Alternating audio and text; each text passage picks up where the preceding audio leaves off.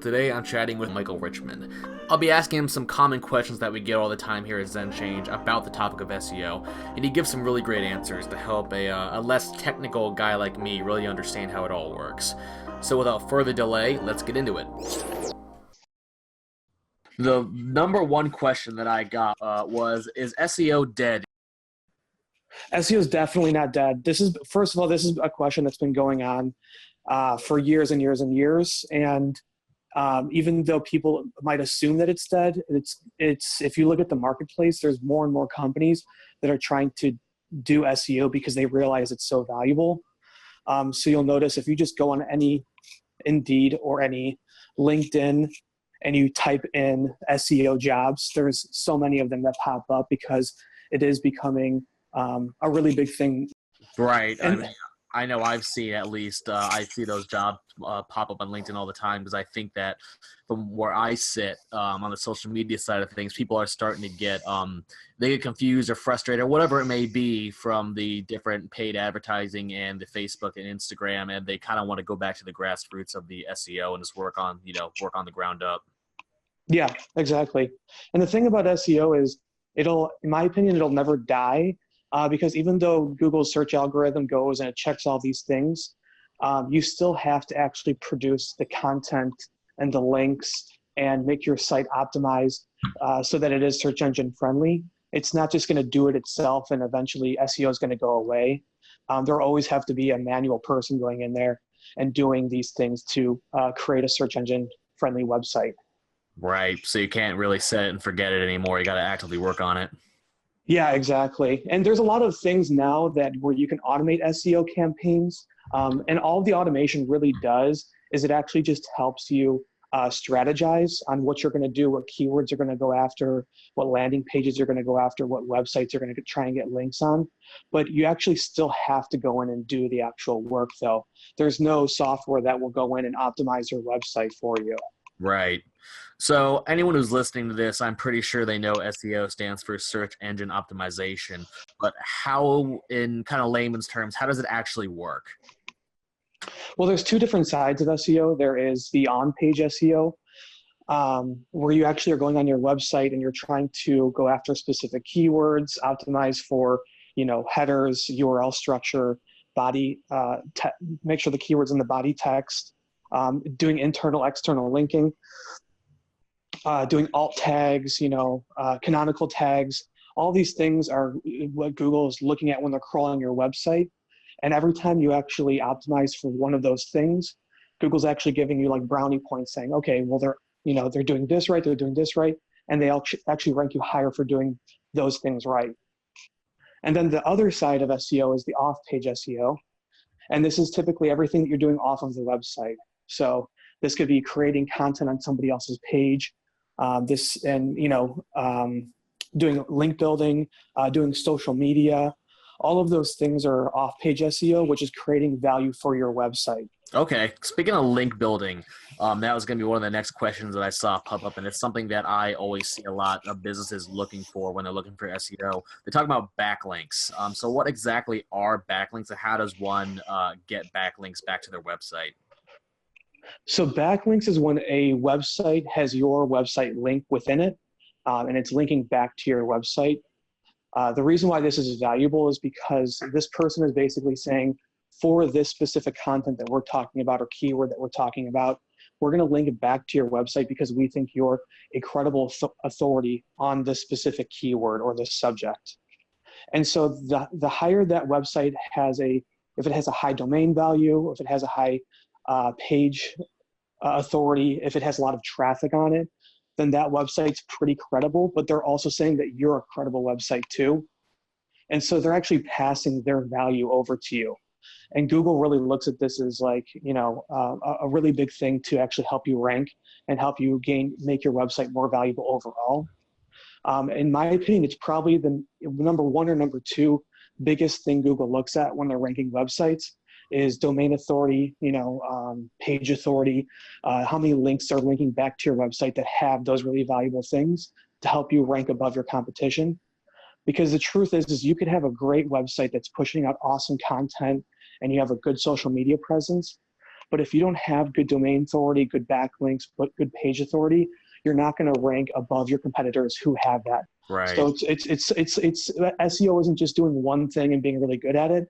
It's doing many things and trying to balance it to try and get good rankings. So how does someone go about getting those backlinks? Is that something that as a business owner we would have to go out and like create relationships with the website owners to get, or is it something where if these other businesses or websites just naturally say, hey, this, Michael is a great authority on this, let me link back to him? Well, Google wants it to be natural. If somebody's going to link back to you, they want to make sure that these people are linking back to you in a natural way where they're just saying, well, this person has a good website or good content, and we're going to link back to you. And we're going to do it for free. This is how Google's, this is how they ideally want it to happen. Got it. But the truth is, because people know how valuable links are nowadays, they're actively trying to get them instead of letting it happen naturally. Okay. So does that affect the ranking at all? Because Google doesn't notice that, right? Or do they? Well, Google notices when, someone links back to your website, but they don't know if you're actively trying to go out there and get it or if it's just happening naturally. Got it. And a big question I get all the time from people is buying a link from some other website to have them link back to you illegal, and will you get penalized? And the thing is Google does say that it is illegal, but Google has no idea how to actually monitor that to get notified if it actually happens. Got it. So you'll notice all of the big companies that are out there, they all buy links. They'll never say that they buy links because it's, something that they could get penalized if it gets out there. Everyone does it. The odds of you getting penalized for it are very slim to none. Google cannot find out if you bought or sold a link. The only time that Google will penalize you for link building is if you have a bunch of spammy links that are going to your website. And in that case, once Google sees, and one or two isn't a big deal, but if you start getting tons and tons of spammy links, then Google will penalize you. And so the way that you can see if you have spammy links is you can use SEO software like Moz. It has a spam score on it. You can see if these links are spammy or not. Another big thing you want to look at when you're link building is something called a trust score. So if a website is very trustful or it has a ton of links going out on it, that's bad. You only want a website that has a good number of links that are outbound links on it. The smaller the links are that are going out from that website, the higher the trust score is going to be. And it'll actually pass more link equity over to your website because it's not pushing out tons and tons of links from, to other websites, which is lowering that link equity score. So you'll notice that there's a bunch of different link techniques that you can use. And one of the link techniques is there are people that work with this huge network of different blogs that they actually manage. So they'll create the content, they'll put it out on the blogs, and then they'll actually use it as something called a link farm, where they'll actually try and say, hey, we have all of these websites, and if we'll sell you backlinks on these websites. And the thing is they sell so many links on their websites that their website, even though it has a good domain authority, it doesn't have a good trust score. They push out so many backlinks on their website that it's actually not pushing a lot of link equity over to yours. Yeah, I've seen different quote unquote businesses like that before, kind of in the website flipping arena where you have different, black hat as they call it, ways of getting the backlinks to you. Yeah, and that's what they would call a black hat technique. The best way to do it that, a lot of bloggers tell you to do it, is actually, if you have a network of businesses that you work with, try and get your link on their website. There's also, if you want to do link building yourself, link outreach is something that takes a lot of time. I don't recommend it for just any business owner, because it does take so much time, because not only do you have to find good articles and good websites, which takes a lot of time to vet, but then you also have to reach out to them. The odds of them getting back to you are a 5%, 10% chance maybe. And so then once they reach back out to you, they'll usually tell you, yeah, we can put this piece of content on our website or a link on your website, but it's going to cost you. And a lot of times then you have to negotiate with them because they want a price that isn't really representing how valuable their website is. So you have to kind of negotiate with them, which also takes time. So link building is definitely a process if you're going to go do it yourself. One of the more successful link building techniques that I've used in the past is something that's called Skyscraper. And it's basically when you know there's a good link, there's a good blog post out there that's related to a keyword that you're trying to go after, then what you can do, and you notice that this specific blog has tons of links that are linking to it because it's a good piece of content. What you can do is you can actually write a piece of content that's very similar to that, but it's actually, in your opinion, it's better, it's more well written. And then you can contact all of that blogs or that article's backlinks and say, hey, I noticed that you linked to this specific blog about this specific keyword, but I actually wrote one that's better than this one.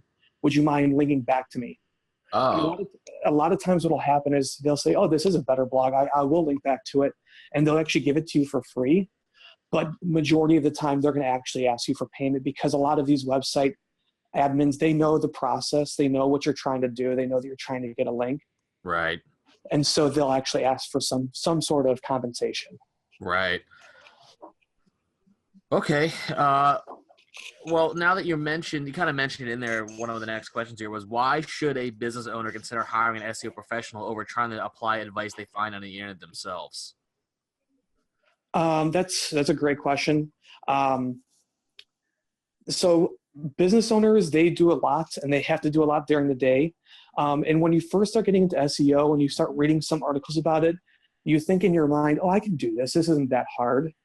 But then when you actually try to implement some of the actual strategies, whether it's link building or it's optimizing for a specific keyword, or it's writing your own content on a frequent basis, or it's posting on social media and trying to get engagements, you start to realize that this is taking up like 80 to 90% of my time.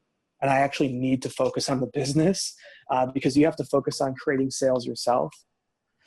And the thing about SEO is it's not a short-term, strategy. It's not something you can just start doing tomorrow and start seeing results from it. It's something that you have to do. You have to put out content and links and all this other stuff month over a 6 month to a year period. So you have to dedicate a lot of time to this to actually start seeing some results on keywords you're trying to go after. Right. So I always see that SEO professionals do typically recommend that 6 month magic mark. Why is that? Why is the 6 months the one that seems to be the magic bullet, so to speak? Well, I think 6 months is the magic bullet because over that time period, you're creating content for the website, you're getting links, you're increasing your social media status, you're getting more followers, you're getting more likes, because social media also plays into this whole SEO strategy as well. A lot of people think social media is its own separate thing, but social media is very much involved with SEO. And actually, whenever I've worked with social media, I'll actually give them a lot of direction on what they need to post about, what they need to boost, what keywords they need to look at, what keywords are generating the most traffic, not only on social media, but on organic search as well. So social media is a big part of this too. So the thing is you're spending all of this time, and the 6 month mark is a good marker because after Google indexes all of this stuff that you're doing, which takes time as well, for Google to index some pages that you have on your website and all the links that are going on outside the website, that could take a month or 2 months before Google indexes all of that and starts actually giving value and ranking your website higher. Got it. So that's why they like to actually start building value on the website. And that could take 6 months to actually build real value and target specific keywords on your website. And for Google to then start showing those results into the search engines. Because Google doesn't start ranking you right away based off of things you're doing yesterday. Right. That's something I recently found out, is that it's not like they don't automatically realize you've done something. Yeah, exactly. They don't. Especially if you're making new pages on the website, if you're making new pages for a blog, it takes Google a while to index that unless you're hooked up directly into the Google Search Console and Google's crawling your sitemap, on a weekly basis or something like that. Google isn't really seeing how much content you're putting out unless you're force indexing those pages onto Google. So that kind of goes into the next question here. Someone asked, can my blog still, quote unquote, take off without using social media to promote them? Oh yeah, no, I've seen people's blogs take off just because the content that they wrote was really well written, and people liked the content so much that they shared it on their social media, or they shared it on their website, and then next thing you know, they're ranking super high in a keyword that has 100,000 search volume per month, and they're getting a lot of that search volume because they're on page one now from all these people retweeting them, or sharing them on Facebook or Instagram or whatever the case may be, and also on their own website. And overnight, they actually will start seeing huge and huge bumps in volume on their website gradually go up, not just from the social media, but from them getting ranked higher and higher as well. And they literally haven't done too much PR or digital exposure on that specific piece that they wrote. So sometimes you can just have a blog post that just goes viral because it's so well written. One of them that I remember that actually happened was a blog post that somebody posted up about how chiropractic is like a fake practice. It's not like real, and it's just there to take your money. Now, I don't personally believe this, but it generated a lot of buzz. And overnight, people were sharing this and talking about it, and they were commenting on the blog, and they were sharing it with their friends. And this blog just blew up. And then next thing you know, when a blog really blows up, they're like in a Huffington Post or something like that, like a big news website. And that's when they start generating the most traffic to their website. And they really didn't do too much for that blog. They didn't promote it on social media. They just kind of wrote it and forgot about it. And next thing you know, it blew up. Now, for anyone who's looking to switch over their website, well, first of all, it's worth mentioning that once you do switch over, that you do lose your current Google ranking, do you not?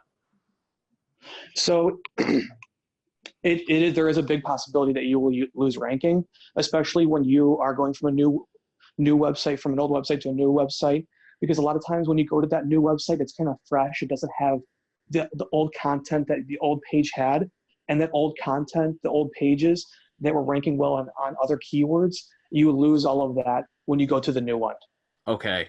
And then you have to start building that content back up again and start getting ranked back up again. Right. So another question that I saw a lot was people who were looking to redo their websites. Should they hire an SEO professional now or after the website has been redesigned? I think it's good to do. So when I work with companies and they're doing a redesign, the SEO people actually give strategies on what pages they need to keep and transition over to the new website that are carrying a lot of value.